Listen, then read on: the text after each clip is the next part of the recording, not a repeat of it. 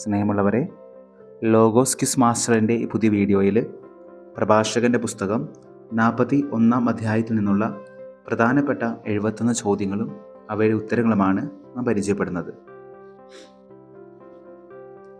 1. പ്രഭാഷകൻ ഗ്രന്ഥത്തിൻ്റെ രചയിതാവ് ആര്?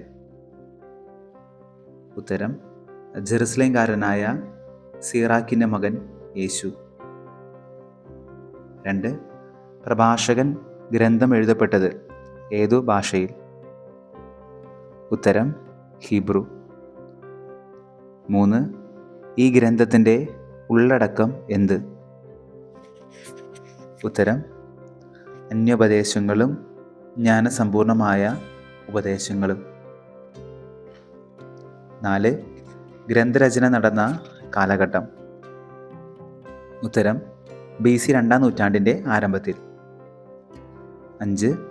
ബൈബിളിലെ ഏത് ഗ്രന്ഥവുമായിട്ടാണ് ഈ പുസ്തകത്തിന് സാമ്യം? ഉത്തരം: സുഭാഷിതങ്ങളുമായി. 6. ഗ്രന്ഥകർത്താവിൻ്റെ ലക്ഷ്യമെന്ത്?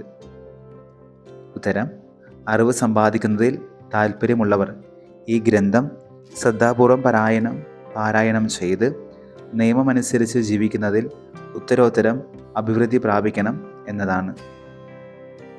7. ഹീബ്രു ഭാഷയിൽ എഴുതപ്പെട്ട ഈ ഗ്രന്ഥത്തിൻ്റെ ഗ്രീക്ക് വിവർത്തനം ഏതു പേരിലാണ് അറിയപ്പെടുന്നത്? ഉത്തരം: സീറാക്കിൻ്റെ പുത്രൻ യേശുവിൻ്റെ വിജ്ഞാനം എന്ന പേരിൽ. 8. 41-ാം അധ്യായത്തിൽ എത്ര വാക്യങ്ങളുണ്ട്? ഉത്തരം: 23. 9. പ്രഭാഷകൻ 41-ാം അധ്യായത്തിൻ്റെ ആദ്യ ശീർഷകം എന്ത്? ഉത്തരം: മരണം. 10. സമ്പത്തിൻ്റെ മധ്യേ എങ്ങനെ ജീവിക്കുന്നവന് മരണം അരോചകമാണ്? ഉത്തരം: സമാധാനപൂർവം. 11. അല്ലലില്ലാതെ എന്തെല്ലാം ഉള്ളവന് മരണം അരോചകമാകുന്നത്? ഉത്തരം: എല്ലാ ഐശ്വര്യങ്ങളുമുള്ളവന്. 12. എന്ത് ആസ്വദിക്കാൻ ആരോഗ്യമുള്ളവനാണ് മരണത്തെപ്പറ്റി ഓർക്കുന്നത് അരോചകമാകുന്നത്? ഉത്തരം: രുചികരമായ വിഭവങ്ങൾ ആസ്വദിക്കാൻ. 13. മരണത്തിൻ്റെ വിധി സ്വാഗതാർഹമായി തോന്നുന്നത് ആർക്കൊക്കെ? ദരിദ്രൻ, ശക്തി ക്ഷയിച്ചവൻ, വൃദ്ധൻ, അല്ലൽ നിറഞ്ഞവൻ, സഹിഷ്ണുത നഷ്ടപ്പെട്ട് സദാ നീരസം പ്രകടിപ്പിക്കുന്നവൻ. 14. അല്ലൽ നിറഞ്ഞവന് സ്വാഗതാർഹമാകുന്നത് എന്ത്? ഉത്തരം: മരണത്തിൻ്റെ വിധി. 15. സദാ നീരസം പ്രകടിപ്പിക്കുന്നത് ആര്? ഉത്തരം: സഹിഷ്ണുത നഷ്ടപ്പെട്ടവൻ. 16. മരണവിധിയെ ഭയപ്പെടേണ്ട, ഓർക്കേണ്ടത് എന്തെല്ലാം? ഉത്തരം: മുൻകാല ജീവിതത്തെയും ജീവിതാന്ത്യത്തെയും ഓർക്കുക. 17. ആർക്കുള്ള കർത്താവിൻ്റെ തീർപ്പാണ് മരണം? ഉത്തരം: മർത്യവർഗത്തിന്. 18. ഡാഷ് ഹിതം നിരസിക്കാൻ ആർക്ക് കഴിയും?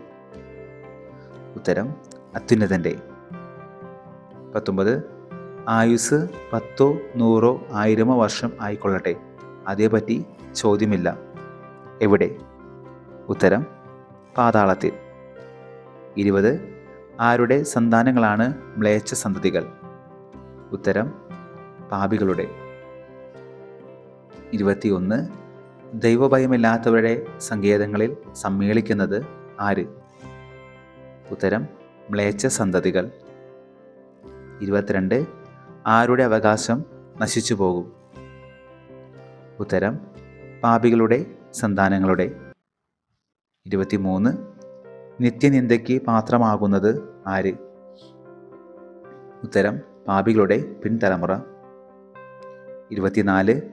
ദൈവഭയമില്ലാത്ത പിതാവിനെ കുറ്റപ്പെടുത്തുന്നത് ആര്?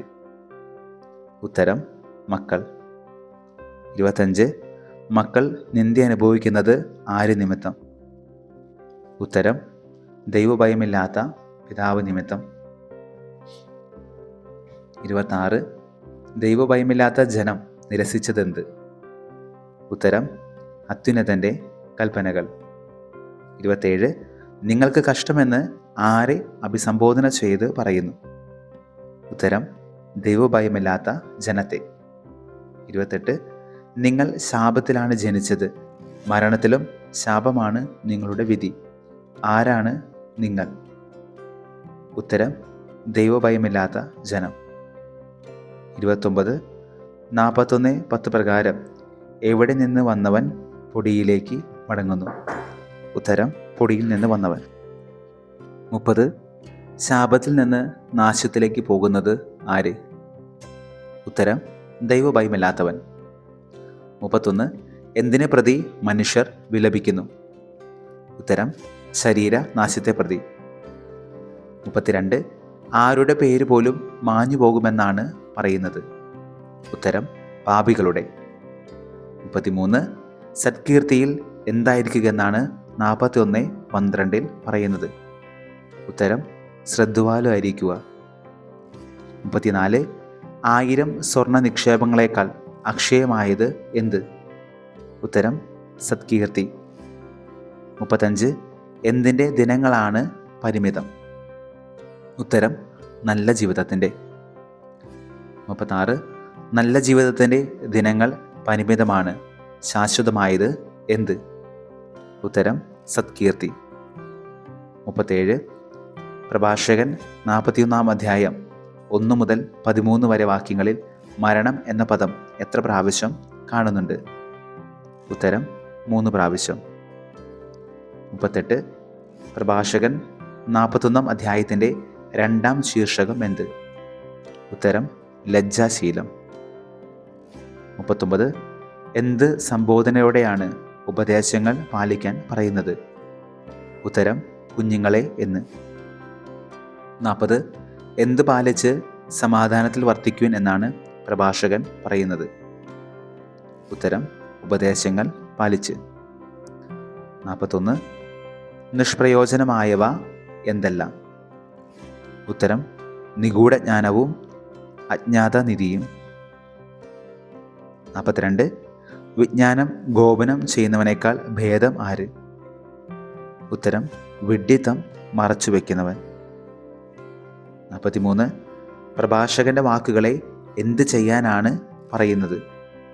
ഉത്തരം ആദരിക്കുക. 44. എന്തിനെക്കുറിച്ച് ലജ്ജിക്കുന്നത് നല്ലതല്ല എന്ന് പറയുന്നത്? ഉത്തരം എല്ലാറ്റിനെയും കുറിച്ച്. 45. എല്ലാവരും എന്തു ചെയ്യുന്നില്ല എന്നാണ് 41:16 പറയുന്നത്? ഉത്തരം എല്ലാം ശരിക്കു വിലയിരുത്തുന്നില്ല. 46. ആരുടെ മുമ്പിൽ അസന്മാർഗിയായിരിക്കുമ്പോഴാണ് ലജ്ജിക്കേണ്ടി വരിക? ഉത്തരം പിതാവിൻ്റെയോ മാതാവിൻ്റെയോ മുമ്പിൽ. 47. ആരുടെ മുമ്പിൽ വ്യാജം പറയുമ്പോൾ ലജ്ജിതനാകും? ഉത്തരം പ്രഭുവിൻ്റെയോ ഭരണാധികാരിയുടെയോ മുമ്പിൽ. 48. ആരുടെ മുമ്പിൽ തെറ്റ് ചെയ്യുമ്പോഴാണ് ലജ്ജിക്കേണ്ടത്?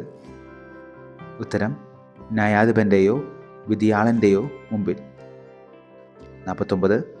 ആരുടെ മുമ്പിൽ തിന്മ പ്രവർത്തിക്കാനാണ് ലജ്ജിക്കേണ്ടത്?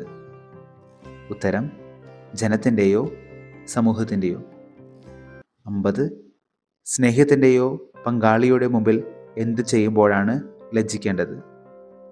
ഉത്തരം അനീതി പ്രവർത്തിക്കുമ്പോൾ. 51. എവിടെ നിന്ന് മോഷ്ടിക്കുന്നതാണ് ലജ്ജാകരമാകുന്നത്? ഉത്തരം സ്വന്തം സ്ഥലത്ത് നിന്ന്. 53. ആരുടെ വിശ്വസ്തതയുടെയും ഉടമ്പടിയുടെയും മുന്നിലാണ് ലജ്ജാഭരിതനാകേണ്ടത്? ഉത്തരം ദൈവത്തിൻ്റെ.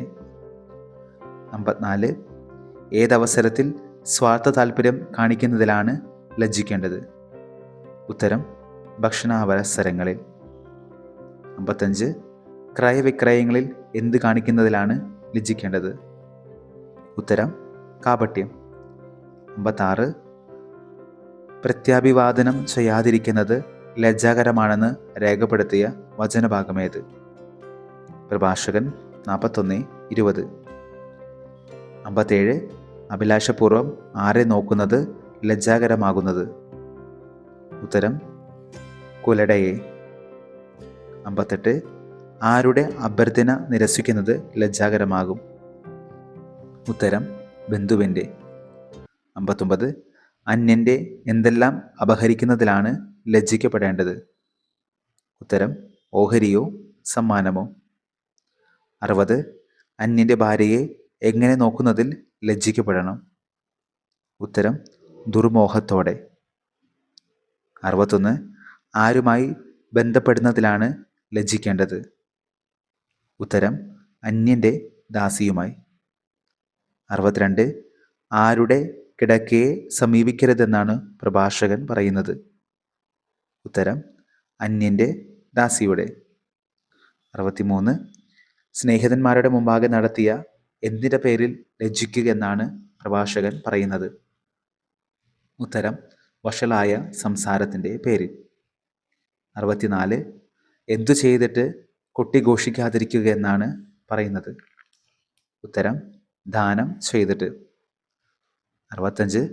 പരദൂഷണം ആവർത്തിക്കുന്നതിലും എന്തു വെളിപ്പെടുത്തുന്നതിലും ലജ്ജിക്കുക എന്നാണ് പ്രഭാഷകൻ 41:23 പറയുന്നത്?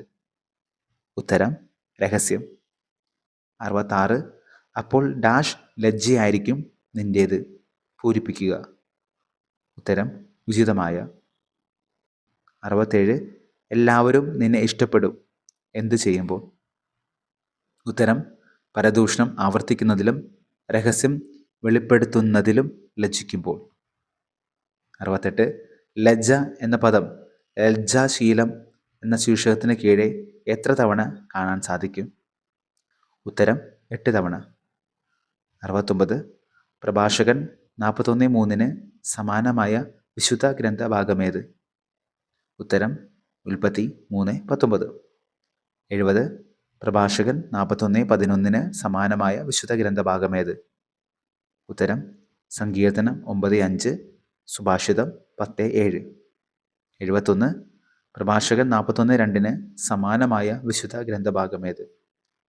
ഉത്തരം സുഭാഷിതം 22:1, സഭാപ്രസംഗൻ 7:1.